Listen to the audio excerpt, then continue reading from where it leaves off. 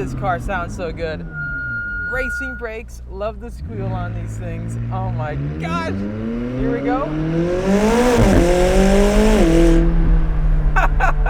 How's it going, everybody? Welcome back to the channel. We're having a great day.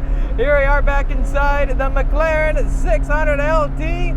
We're rolling up the windows a little bit. I just a lot of time today on the agenda. Hope your day is going absolutely great. Being back in the McLaren, I gotta be honest with you, it gets me super excited to go to the track again. Now, hope you enjoyed the audio setup we have now. It was a lot of money. I'll be honest with you, a lot. We're going pure Hollywood. It's the same sound equipment they use on Game of Thrones.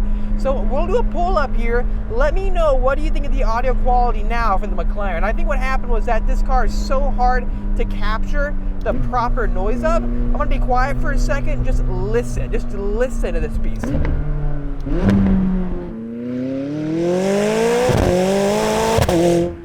Whoa.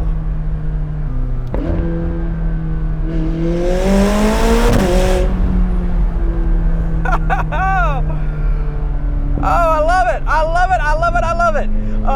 Yeah, I think the track videos in this car, it's gonna go next level. And same with the Z06. That is the quality, the audio quality of a Game of Thrones sound equipment set. I don't know what I just said. Anyways, back to the point of this video. A lot of people are reaching out to me asking me, hey Austin, you're saying that you're buying a new Mustang Dark Horse. How are you gonna get that car? It's gonna be very tough to get, and with markups, we can't imagine how much money dealers are going to want to charge for the vehicle. Well, today in this video, I really do want to help all of you out and truthfully give you the ins and outs, the different steps to take into consideration when it comes to buying a brand new Mustang Dark Horse or a Mustang GT, any model you want. And these are the same steps that I personally used when it came to finding my 2020 Shelby GT500.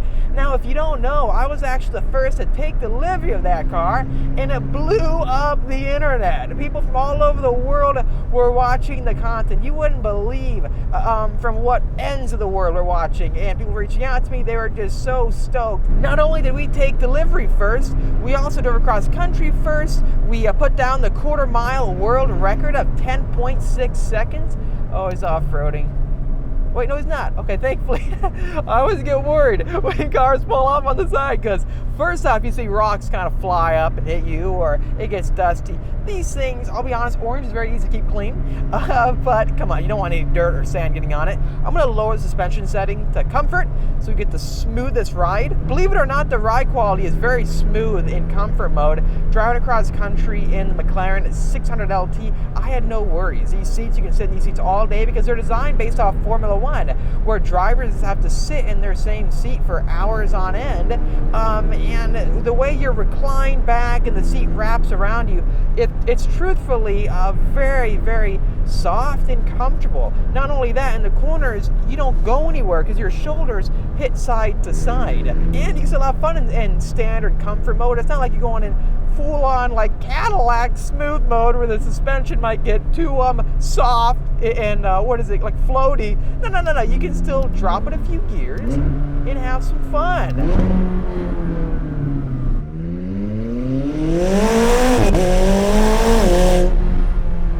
Now you get to listen to all the turbo noises and the intake noises and all the noises. That's what I'm talking about. Finally, the day has come. You can hear this car like how I hear it. Anyways, here we go. Step one to buying a brand new Ford Mustang, whether it's a Dark Horse or Mustang GT or an EcoBoost, you have to know where to call.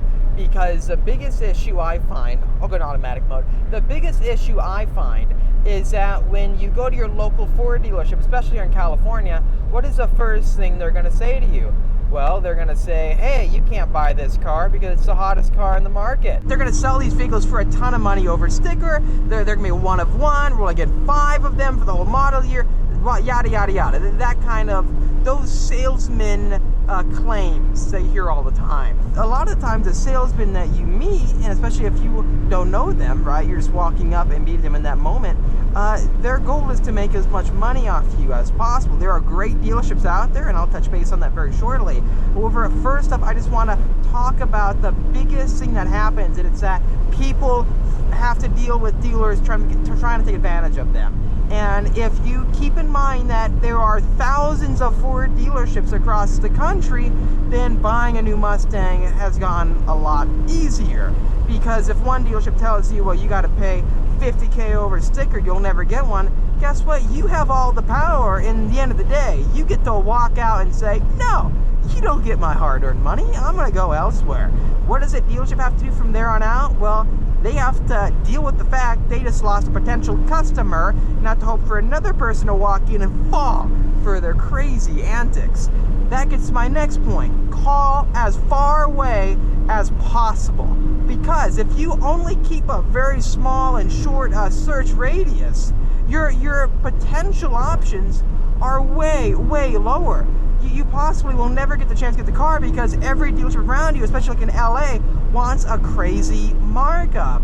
If you're willing to call out of state into a city or a part of the country where they're not able to sell these cars, whether it's weather conditions or there's not enough buyers who are interested in a sports car, hey, you have a lot of more odds in your favor because you have all these different sources to buy this vehicle. It's like trying to buy something that's rare and hot at only the local 5 Best Buys, when you can call Best Buys across the country and find one there. Is that a good example? I'm not sure. Let me put this down.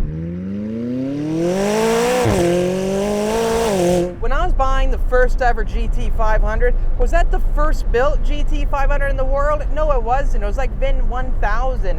What happened with Ford was that when they were building that car, they had a super long quality control issue where they had to replace certain parts on the vehicles, I believe.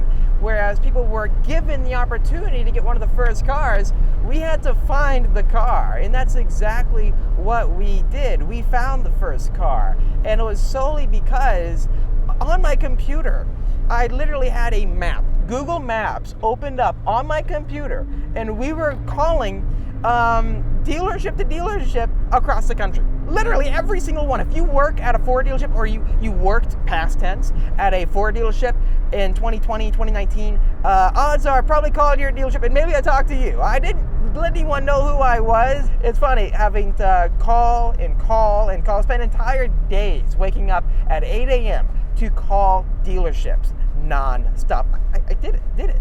Putting in the man hours, the hours, and then it all worked out. If you're willing to put in the effort, I think that your odds have been improved dramatically. And that gets me to my next point of this video. By buying out of state, you're not actually losing anything. Some people think when you buy like a Mustang or a Corvette out of state, you can't title it in California or register in California. No, you can. And registering in California, I had to do a smog check. I don't want you to feel discouraged because sometimes, we all get discouraged when it comes to difficult tasks. Once you find a dealership and build a relationship with them, getting these new hot cars instantly becomes much easier. Dealers love loyal customers, and that's what you can become. A loyal customer who buys new cars from them. They get business nonstop, repetitively. Everyone wins. You win because you have a dealer that you trust and you actually feel like you're being treated fairly with. The interesting thing is that you would probably think, well, in California, why don't they care about me being a loyal customer? I'm buying 10 cars from my local Ford dealership. You know why they don't care?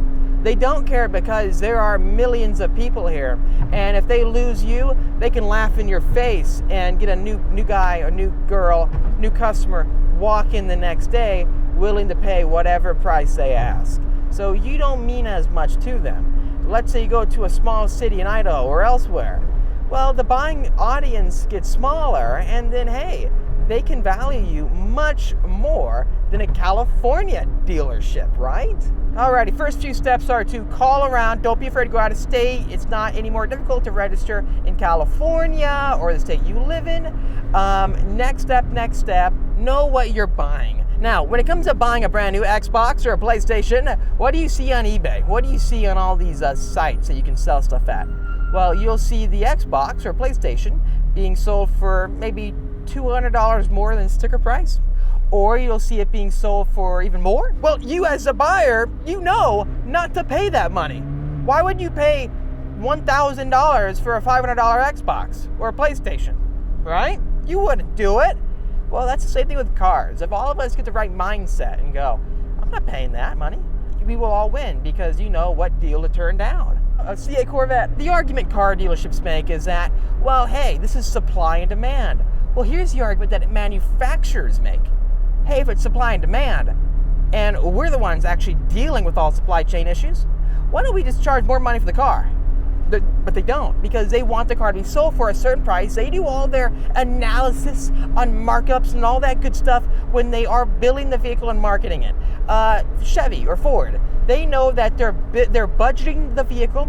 They want it at a certain price tier, a certain marketplace, a certain target audience, a market position, and that's what they bet everything on. Then when a Ford dealership marks their car at $30,000, well, then the manufacturer makes absolutely nothing for designing the vehicle, building the vehicle, shipping the vehicle, all that. Next thing you know, the car dealerships make all the profit for just connecting you to the buyer.